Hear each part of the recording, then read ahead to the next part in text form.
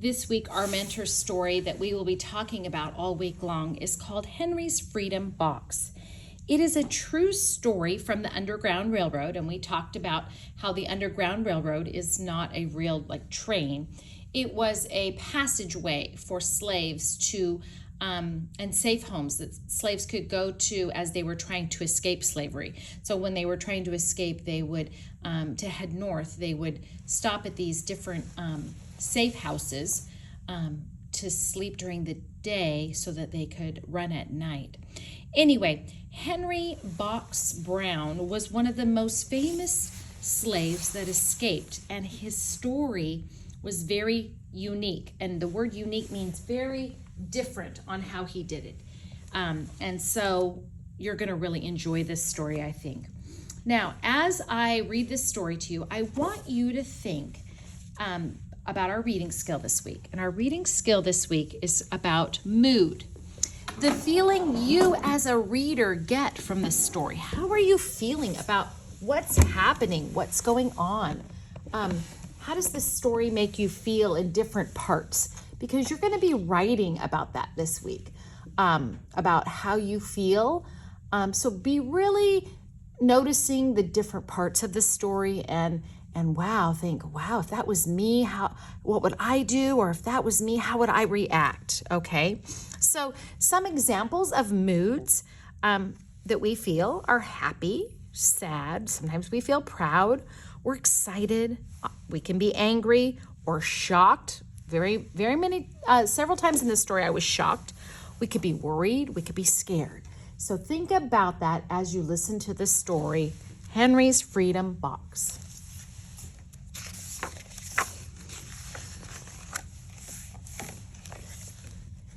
Henry Brown wasn't sure how old he was. He was a slave, and slaves weren't allowed to know their birthdays.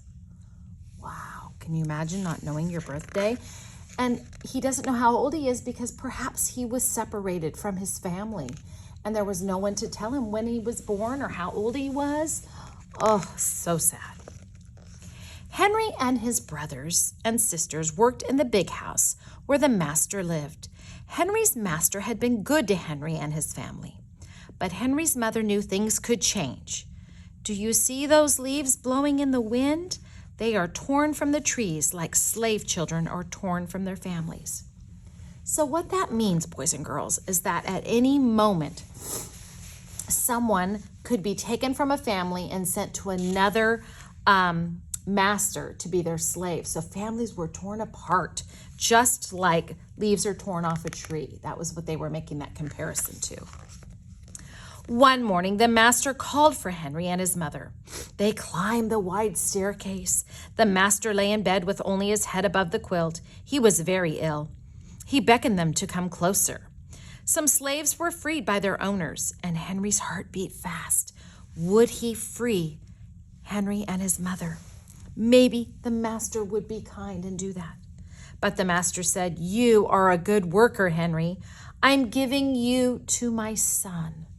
You must obey him and never tell a lie." Henry nodded, but he didn't say thank you. That would have been a lie. So this is the master. They worked for him, and he decided it was time to send him to a different place to live, so he was going to have to leave. Later that day, Henry watched a bird soar high above the trees. Oh, a free bird, a happy bird, Henry thought. Henry said goodbye to his family. He looked across the field. The leaves swirled in the wind. So he was leaving his family. He may never see them again. How is this mood of this story? How are you feeling right now? Oh, breaks my heart to know that kids were separated from their families. Henry worked in his new master's factory. He was good at his job.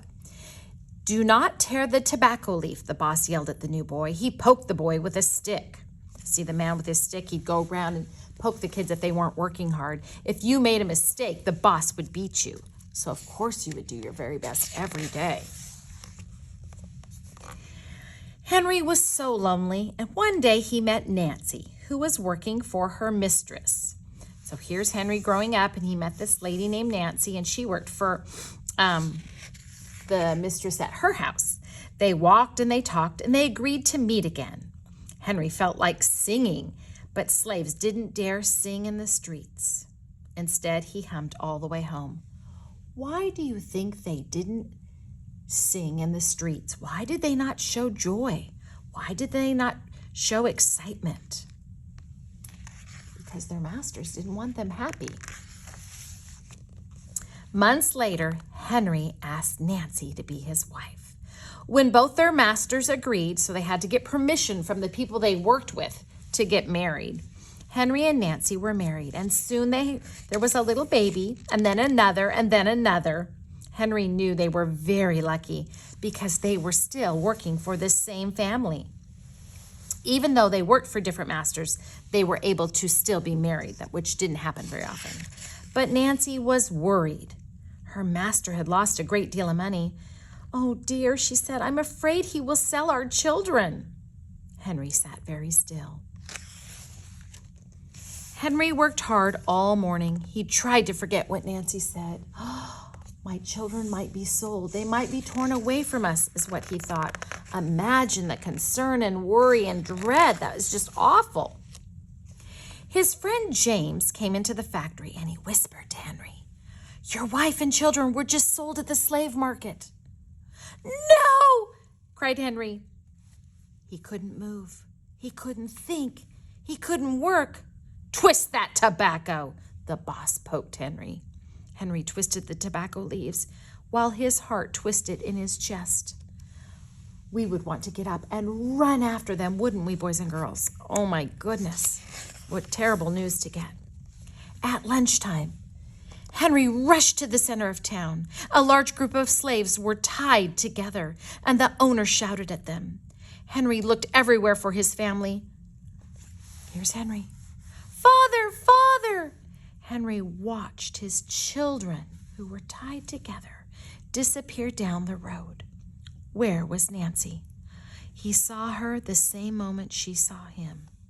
When he wiped away his tears, Nancy too was gone. Oh, boys and girls, this brings tears to my eyes to think that people were treated this way, that families were torn apart. Nancy and the children were torn apart from Henry, and they didn't get to see each other, and we don't know if they'll see each other again. Imagine how he feels. Henry no longer sang. He couldn't hum. He went to work, and then at night he ate supper and went to bed. Henry tried to think of happy times, but all he could see were the carts carrying away everyone he loved in it. He knew he would never see his family again. Oh, he has to do something.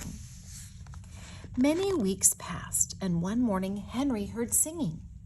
A little bird flew out of a tree into the open sky, and Henry thought about being free.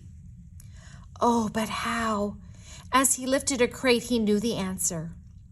He asked James and Dr. Smith to help him. Dr. Smith was a white man who thought slavery was wrong. The next morning they met early the next day at an empty warehouse. Henry arrived with a big box. Mr. Smith, I wish to mail myself to a place where there are no slaves." James stared at the box, then at Henry. What if you cough and someone hears you?" "I will cover my mouth and hope," Henry said. Dr. Smith wrote on the box, "To William H. Johnson, Ark Street, Philadelphia, Pennsylvania." Henry would be delivered to friends in Philadelphia. And then he printed on the crate in big letters, "This side up." Because if you got in a box, you want to be upright, don't you? You don't want to be upside down. All the blood would rush in your head and it'd be terrible. But was he really going to do this?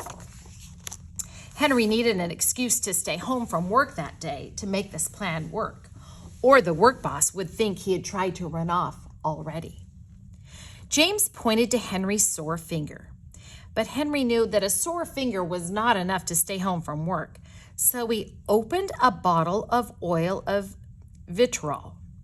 "No," cried James. And that's going to hurt when he pours it on there. So Henry poured it on his hand, and it burned his skin to the bone. He did that on purpose so that he would have an injury so bad he'd be able to stay home and do his plan. Now his boss was going to have to let him stay home. Dr. Smith bandaged Henry's hand. They arranged to meet the next morning at 4 o'clock. The sun was not yet up when Henry climbed into the box. "Ready," he said. James nailed down the lid. Now, once that lid was nailed down, was he going to get out of there by himself? No, he was not. Dr. Smith and James drove to the station. The railway clerk tipped the box over and nailed a paper to the bottom. Dr. Smith begged the clerks to be careful, but they didn't listen. They threw the box into the baggage car. Luckily, it landed right side up, right? Hours passed. Look at him all scrunched in there. Henry was lifted up and thrown again, upside down this time. He heard waves splashing. This must be the steamboat he's on, headed for Washington, D.C. The ship rode smoothly, but Henry was upside down. Blood rushed to his head. His face got hot. His eyes ached. He thought his head would burst, but he was afraid to move for fear someone would find him. And boys and girls, what would happen if someone found him? Yes, he would be hurt, wouldn't he? "I'm tired of standing," someone said. "Can you see Henry here in the box upside down?" "Why don't we move the box and sit on it?" said another. Henry held his breath. Could they be talking about his box? And they turned it. Henry was pushed. The box scraped the deck. Now he was on his right side. Now he was on his left side. And suddenly, right side up. "What do you think is in here?" the first man asked. I suppose it's probably mail." "I am mail," thought Henry, "but not the kind they imagine." Henry was carried off the steamboat and placed in a railroad car, this time head up. He fell asleep to the rattling song of the train wheels. Imagine how desperate you'd be to go through all of this. He awoke to a loud knocking. "Henry, are you all right in there?" "All right," he answered, and the cover was pried open. Henry stretched and stood. I bet his legs could barely even hold him. 4 men smiled at him. "Welcome to Philadelphia." At last, Henry had a birthday.